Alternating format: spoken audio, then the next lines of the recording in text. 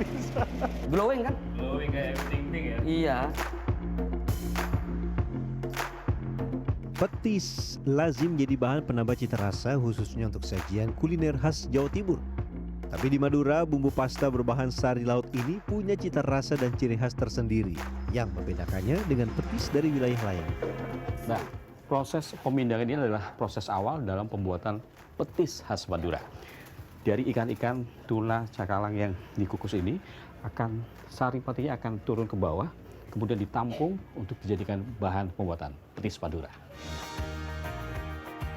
Aktivitas pemindangan adalah keseharian para ibu di dusun Juk Lanteng, Desa Banyu Anyar, pesisir Kabupaten Sampang, Madura.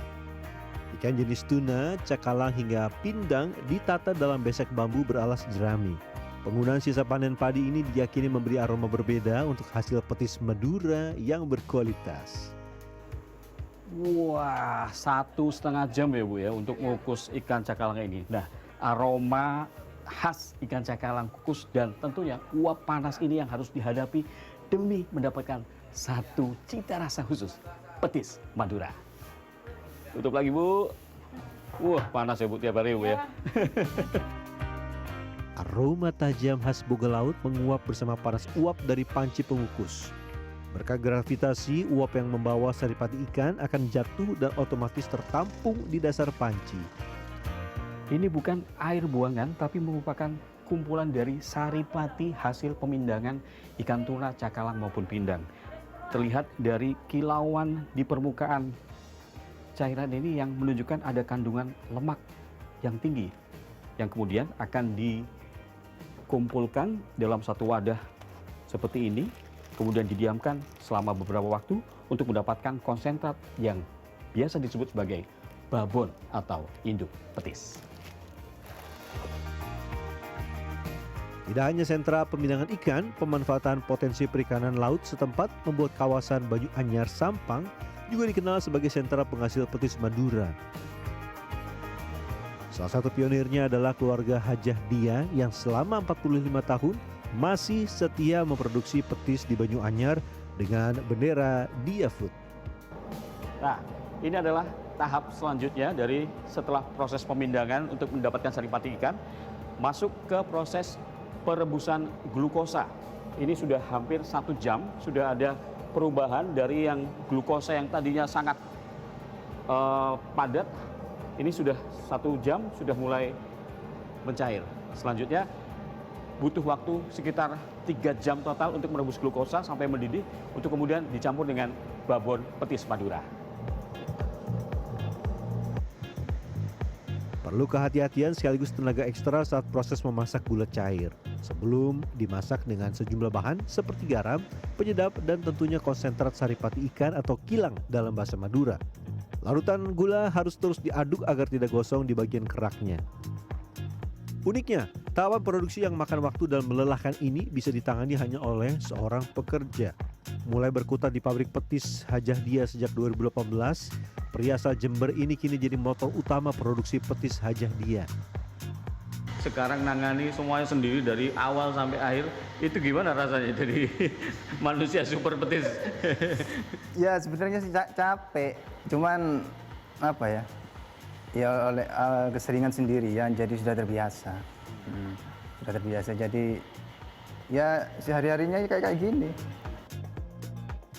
Kondisi pasar yang melesu diakui jadi pertimbangan mengapa pekerjaan ini akhirnya ditangani Solihin seorang.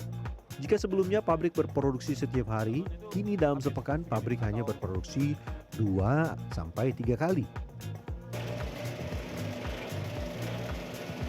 Kayak bikin gulali ya Mas ya? Nah, masih gulali. Proses ini disebut sebagai proses ngentat. Prinsipnya sama seperti saat membuat gulali. Adonan petis yang masih liat dan padat akan diulur dengan menggunakan mesin ini untuk mendapatkan warna yang diinginkan. Dari yang asalnya coklat pekat tua seperti ini, nanti akan menghasilkan petis yang warnanya lebih cantik seperti Ayu Ting Ting.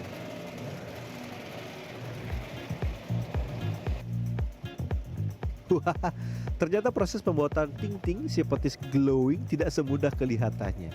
Tarik ulur adonan dalam proses ngentat atau mengentalkan ini butuh keahlian dan keterampilan tersendiri. Susah. Oh, tidak mudah. Kelihatannya gampang sekali untuk menarik, tapi ternyata prakteknya tidak mudah. Ambil dari bawah gini Mas ya.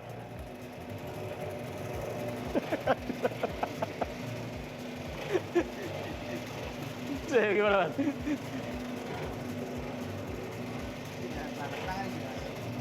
Tangan di bawah, bawa ke atas. Oh.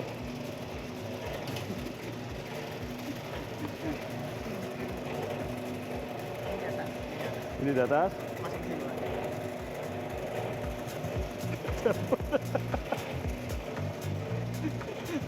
Bisa.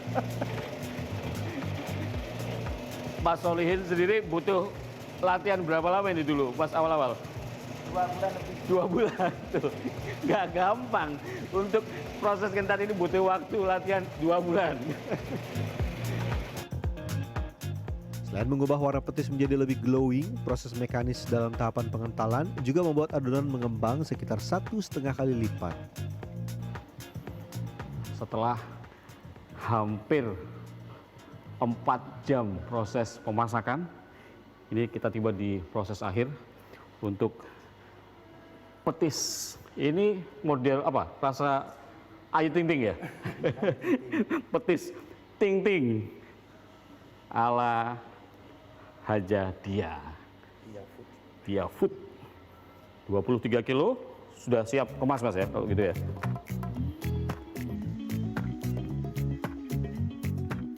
Seluk-beluk dunia perpetisan sendiri sudah jadi keseharian Haji Daiman.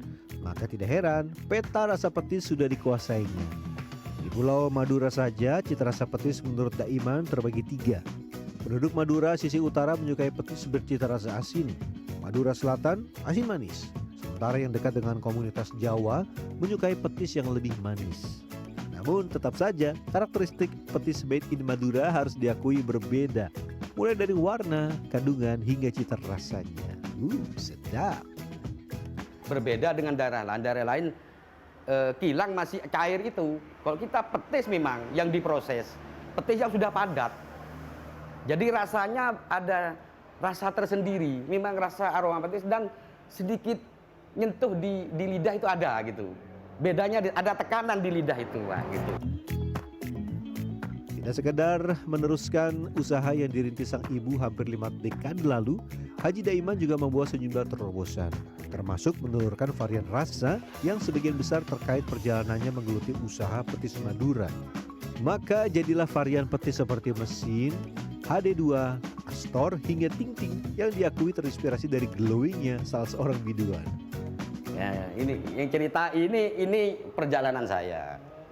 Ayu Ting Ting masih kalah sama Astor ya? Iya, bukan masih kalah. Kalau enaknya enak ini kata saya. Tapi permintaannya paling banyak ini. Padahal pedesnya berarti orang seneng agak manis. Semanis Ayu Ting Ting.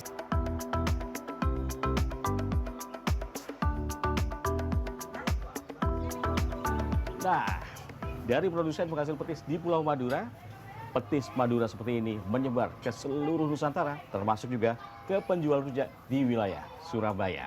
Meskipun cuma jadi bahan campuran, tapi petis Madura menghasilkan satu ciri khas yang sekaligus jadi identitas kuliner Jawa Timur.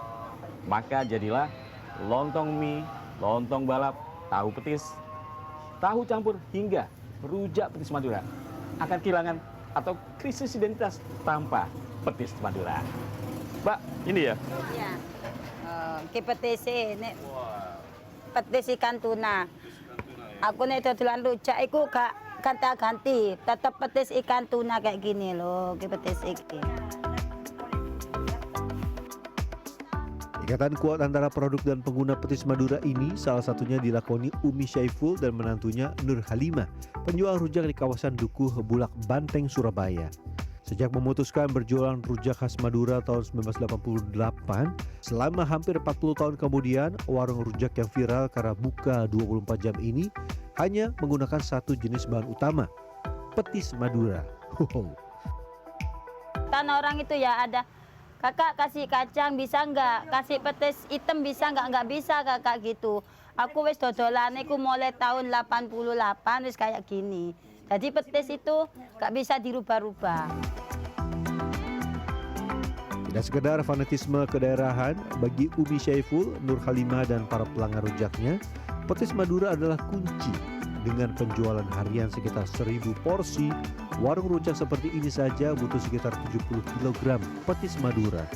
Kebutuhan pasta gurih asal Pulau Garam ini bahkan bisa mencapai 100 kg di akhir pekan. Ini rujak saporsi cuma 10.000, porsi jumbo. Porsi jumbo pakai petis Madura. Rujak petis Madura. Ya, setelah mengikuti proses pemindangan sampai pencampuran kilang atau saripati ikan tuna dan cakalang hingga menghasilkan produk petis Madura. Dan inilah yang dicari semua pecinta petis Madura. Rasa umami khas petis Madura. Jika kuliner Jepang menggunakan kombu, dashi, katsuobushi untuk mendapatkan rasa umami atau gurih, orang Madura cukup menggunakan petis Madura.